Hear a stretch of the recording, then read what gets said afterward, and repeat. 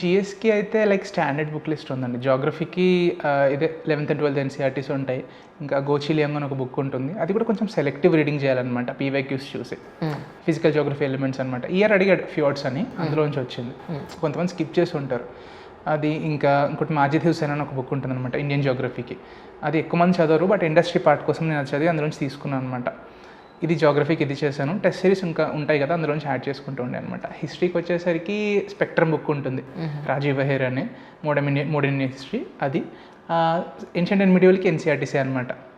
అది ఇంకా art and కల్చర్కి Nitin Singhania, అది ఫాలో అయ్యి ఉండే. వరల్డ్ హిస్టరీకి నార్మల్ బుక్ చదివి ఉన్నాను అనమాట. అది యాక్చువల్లీ అంత చదవాల్సిన అవసరం లేదు, అది ఆప్షనల్ వాళ్ళు చదువుతారు. బట్ నాది గ్రాడ్యుయేషన్ హిస్టరీ ఉంటే I had some little bit of interest అనమాట. సో పెట్టాల్సిన దానికంటే కొంచెం ఎక్కువ టైమే పెట్టాను వరల్డ్ హిస్టరీకి. Don't fall in love with subject అంటారు కదా, don't fall in love with subject అంటారు కదా, చేశారైతే మీరు. అది కొంచెం ఉంటుంది టెండెన్సీ, ఏదైనా చదవాలనిపించినప్పుడు, స్ట్రెస్ అనిపించినప్పుడు ఒక ఫేవరెట్ సబ్జెక్ట్ లా ఉంటుంది కదా, అట్లా కొంచెం వరల్డ్ హిస్టరీ అలా చదివేదనమాట. అండ్ పోస్ట్ ఇండిపెండెన్స్ కోసం విజన్ ఐఎస్ వాళ్ళ నోట్స్ ఉంటుందన్నమాట, అది చదివాను నేను. వాళ్ళ కంపారిజన్ ఉంటుంది, అది చూసుకున్నాను. ఇంకోటి కోచింగ్ నోట్స్ కూడా రిలే అయ్యండి అనమాట. కరీం సార్ నోట్స్ ఉంటుంది ఆర్సీ రెడ్డిలో, he has good enough notes అనమాట, దాని మీద రిలే అయ్యండి. ఇంకా సొసైటీకి వచ్చేసరికి ఆంథ్రోపాలజీ కదా నాది, మోస్ట్ ఎలిమెంట్స్ కవర్ అయిపోతాయి అనమాట. దానికి కూడా ఎన్సీఆర్టీస్ చదివాను నేను. వీళ్ళది ఇంకేంటి విజయన్ వాళ్ళది నోట్స్ ఉంటుంది, అది దాని మీద రిలే అయిపోయింది అనమాట. ఇంకా GS1కి ఇది, GS2కి సేమ్ పాలిటీ లక్ష్మీకాంత్, ఎవరైనా అదే చెప్తారు. అండ్ కరెంట్ అఫైర్స్ చాలా ఇంపార్టెంట్ పాలిటీకి.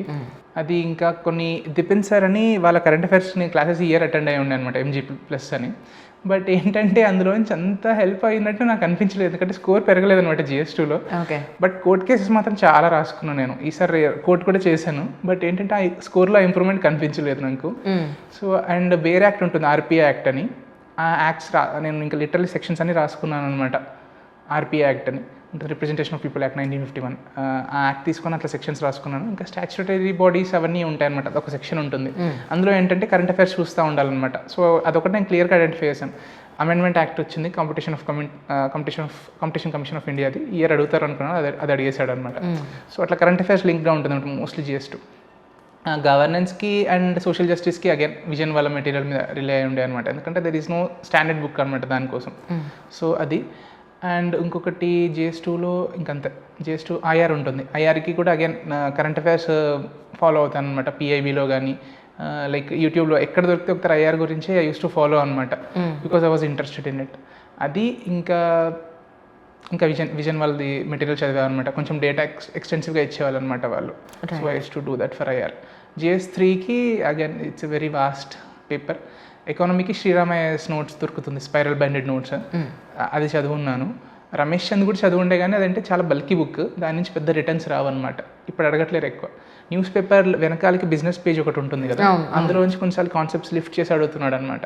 అది ఇంకా IMF ఎడిటోరియల్ తర్వాత స్పోర్ట్స్ కంటే ముందు ఒక బిజినెస్ పేజ్ అని ఉంటుంది, అందులోంచి కూడా కొన్నిసార్లు అడుగుతున్నారు అనమాట. అది చదివేవాడిని. ఇంకా అగైన్ ఈ కరెంట్ అఫైర్స్ మ్యాగజైన్స్లో అయిపోయింది. బడ్జెట్ అండ్ ఇంకోటి ఎకనామిక్ సర్వే వస్తాయి అనమాట, those are very important mains కోసం. ఈ ఇయర్ గ్రాఫ్ గీసాను, బట్ ఏంటంటే అగైన్ GS3లో నేను అనుకున్న మార్క్స్ రాలేదన్నమాట. సో అది చేశాను.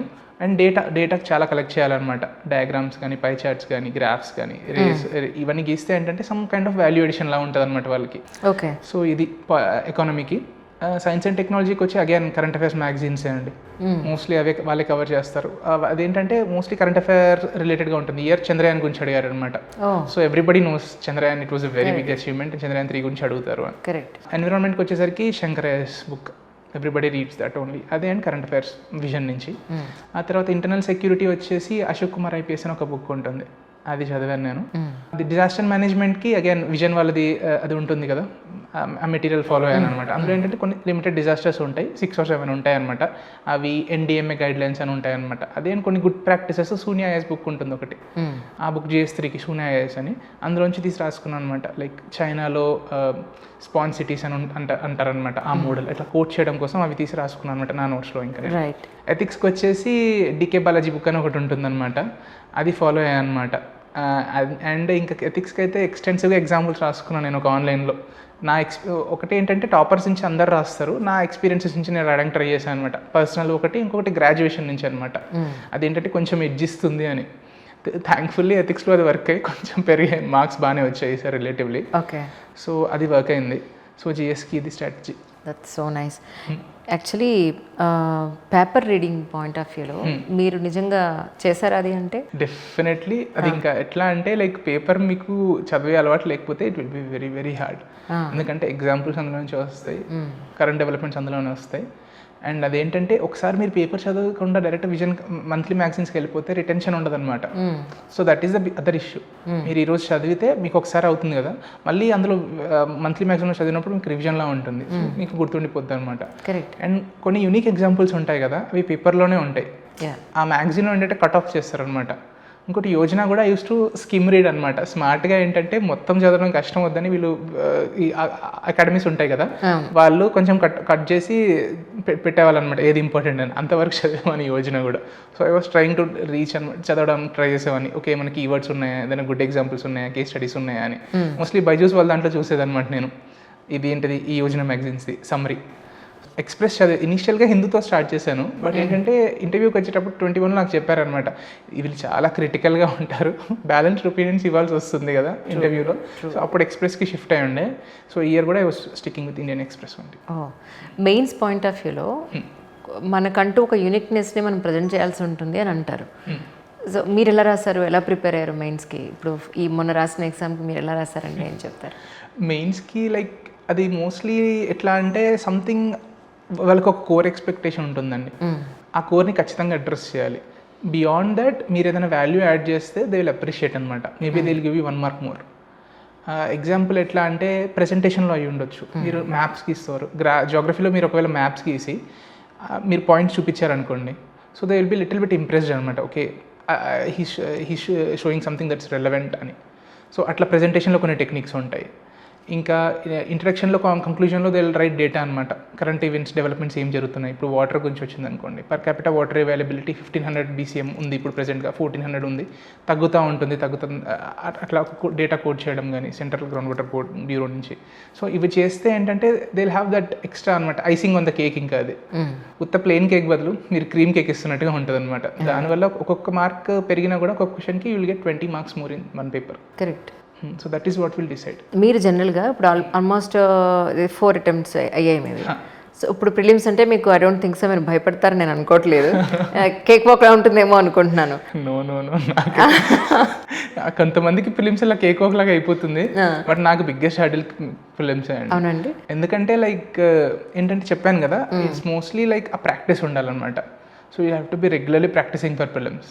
ఎలా అంటే లైక్ మీరు ఒక ఇయర్ పోతే ఒక లైక్ 40-30% దాకా ఏంటంటే స్టాటిక్ సిలబస్ ఉంటుంది. If you all revise that's okay. But మిగతాది మీరు క్రాస్ చేయాలి థ్రెష్ హోల్డ్ అంటే with comfortable margin you have to right test series.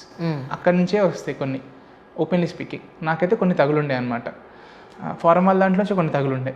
So ఏంటంటే అది ఆల్రెడీ మీరు చేసి ఉండకపోతే ఆ మూమెంట్లో you will not be able to solve it. ఆ ఎలిమెంట్ ఆఫ్ కంఫర్ట్ ఉంటుంది టెస్ట్ సిరీస్ వల్ల. సో డెఫినెట్లీ నేను ఆల్రెడీ చేశాను కదా, ఆల్రెడీ క్లియర్ అయింది కదా. నా ఫ్రెండ్సే ఉన్నారు ఆల్రెడీ లైక్ సర్వీస్ వచ్చిన వాళ్ళే, నెక్స్ట్ ఇయర్ ప్రీ కాలేదనమాట. సో ఏ స్టేజ్ని కూడా ఈజీగా భయపడే ఖచ్చితంగా భయం ఉంటుందంటారు. Definitely it's a good thing. భయపడడం మంచిది.